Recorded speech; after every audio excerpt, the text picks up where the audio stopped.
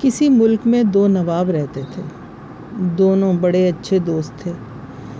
ایک نواب کا نام نواب احمر تھا اور دوسرے کا نام نواب زمرد۔ دونوں بہت امیر تھے۔ ان کے پاس بہت سی زمینیں تھیں اور ان دونوں دوستوں کو نئے نئے قیمتی کپڑے بنانے، پہننے اور خوبصورت قیمتی چیزیں خریدنے کا شوق تھا۔ نواب احمر کی بہت خوبصورت حویلی تھی اور اس حویلی میں ہر چیز سرخ رنگ کی تھی۔ اس کے باغ میں ہر قسم کے سرخ پھول لگے ہوئے تھے اور اسی لیے وہ نواب احمر کے نام سے مشہور ہو گیا تھا۔ احمر لال رنگ کو کہا جاتا ہے۔ دوسرے نواب کا نام زمرد تھا۔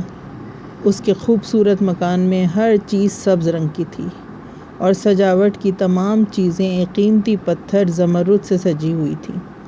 زمرد ایک ہیرے کا نام ہے جو ہرے رنگ کا ہوتا ہے۔ دونوں دوست ہر قیمتی کپڑے اور قیمتی چیزوں کے شوقین تھے۔ نواب احمر کا ایک بیٹا تھا اور نواب زمرد کی ایک بیٹی۔ دونوں بچے بہت ذہین اور بہادر تھے اور لکھنے پڑھنے کے علاوہ گھڑ سواری اور تیر اندازی بھی کیا کرتے تھے اور ان کا نشانہ بہت اچھا تھا۔ ایک مرتبہ شہر میں ایک کپڑوں کا تاجر آیا۔ اس کے پاس بہت خوبصورت اور قیمتی کپڑوں کے تھان تھے۔ دونوں نوابوں نے منہ مانگی قیمت دیکھ کر بہت سے قیمتی کپڑے خریدے۔ ابھی وہ ان کپڑوں کو دیکھ کر خوش ہو رہے تھے کہ کپڑوں کے تاجر نے ایک رومال نکالا۔ وہ نہایت خوبصورت تھا۔ ایسا لگتا تھا جیسے دھاگے کے بجائے سونے چاندی کے تاروں سے بنا ہوا ہے۔ پھر وہ تاجر کہنے لگا کہ عالی جناب، یہاں سے کوسوں میل دور ایک جنگل ہے۔ وہاں ایک عورت رہتی ہے اور وہ اپنے لمبے سنہری بالوں سے یہ کپڑا بنتی ہے اور یہ بہت نایاب کپڑا ہے۔ دونوں نواب اس کپڑے کو دیکھ کر بے قرار ہو گئے، لیکن تاجر نے وہ رومال نہیں بیچا۔ دونوں نے بہت اصرار کیا، منہ مانگی قیمت دینے کا وعدہ کیا، لیکن اس نے رومال نہیں بیچا، بلکہ اس نے ان دونوں کو جنگل کا پتہ بتا دیا۔ دونوں نواب اس کپڑے کے شوق میں تیاری کر کے دوسرے ہی دن روانہ ہو گئے۔ ان کے بچوں اور گھر والوں نے بہت روکا، لیکن انہوں نے ایک نہ سنی اور سفر پر نکل گئے۔ اس کے بعد 6 سال گزر گئے۔ ان دونوں کی کوئی خبر نہیں آئی۔ دونوں کے بچے انہیں یاد کرتے، گھر والے بھی پریشان تھے اور انتظار کر رہے تھے، لیکن ان دونوں بچوں کے والد گھر کو نہ لوٹے۔ دونوں بچے جب ملتے اپنے والد کا ذکر کرتے، ان کو ڈھونڈ لانے کا ارادہ کرتے، لیکن والد نہ آئے اور نہ ہی ان کی کوئی خبر آئی۔ دونوں نے ایک دن یہ فیصلہ کیا کہ وہ اب خود جا کر اپنے والد کو تلاش کر کے لائیں گے۔ ان دونوں نے تیاری کی اور اپنے والد کی تلاش میں نکل کھڑے ہوئے۔ بہت لمبا سفر طے کر کے وہ اس جنگل کے قریب پہنچے۔ سفر کی تھکان کی وجہ سے بہت تھک گئے تھے۔ دونوں بیٹھ کر ایک جگہ کھانا کھانے لگے تو اچانک ایک بلی سامنے آئی۔ لڑکی نے اسے روٹی کا ایک ٹکڑا ڈال دیا۔ بلی نے وہ ٹکڑا کھا لیا۔ لڑکی نے بڑے پیار سے اس بلی کے اوپر ہاتھ پھیرا تو بلی رونے لگی اور انسانی آواز میں بولی، تم اس منحوس جنگل میں کیوں آئی ہو؟ لڑکی ڈر گئی۔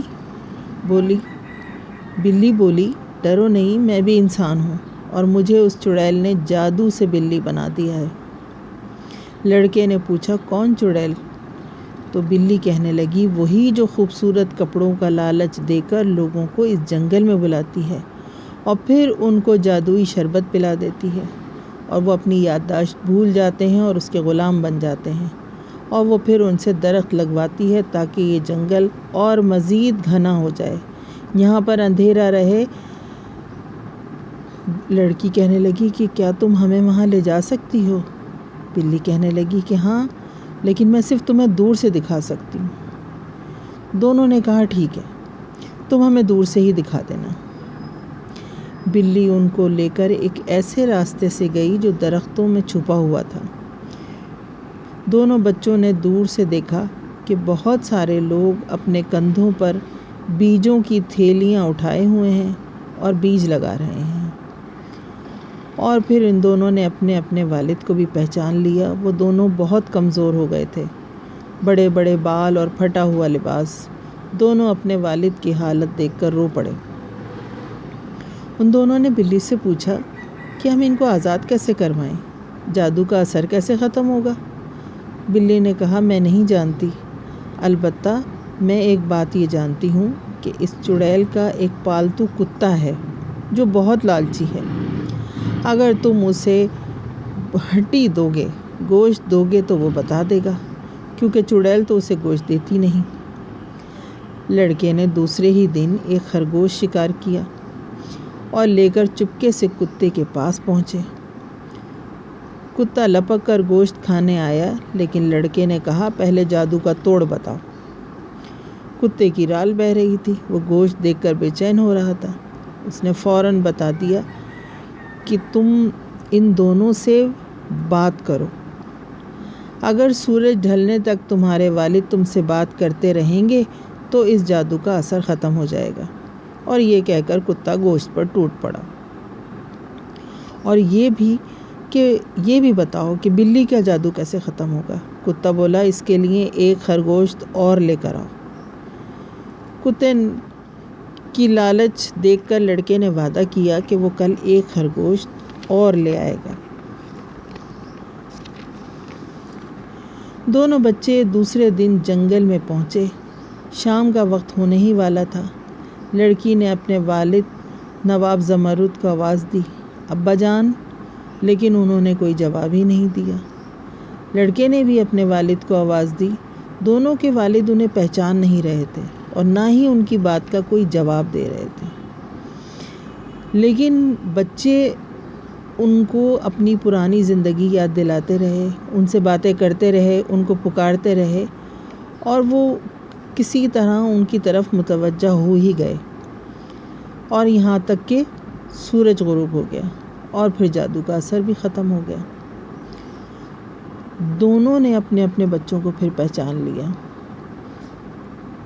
کتے نے بتایا کہ جنگل کے کنویں کا پانی بلی اور ان تمام لوگوں پر ڈال دو، جادو ختم ہو جائے گا۔ دونوں بچوں اور نوابوں نے مل کر ایسا ہی کیا۔ سب کی یادداشت واپس آ گئی اور بلی بھی ایک لڑکی میں بدل گئی۔ یہاں پر تو یہ سب کچھ ہو رہا تھا اور اچانک چڑیل کو بھی خبر ہو گئی کہ اس کا جادو ختم ہو گیا ہے۔ بس اسی وقت وہ چڑیل چیختی پکارتی وہاں پر پہنچی۔ لڑکے اور لڑکی دونوں کے پاس تیر تھے۔ انہوں نے زہر میں ڈوبے ہوئے تیر نشانہ لے کر اس طرح سے مارے کہ وہ اس کو جا کے لگے اور وہ فوراً ہی مر گئی، اور اس کے مرتے ہی سارا جنگل اس کے جادو سے آزاد ہو گیا۔ دونوں نواب اپنے بچوں کے ساتھ واپس گھر لوٹ آئے اور اس لڑکی کو بھی اپنے ساتھ ہی لے آئے، اور پھر سب ہنسی خوشی رہنے لگے۔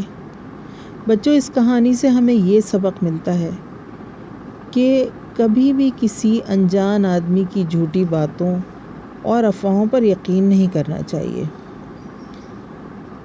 سوچ سمجھ کر کام کرنا چاہیے، ورنہ مشکل میں پھنس سکتے ہیں۔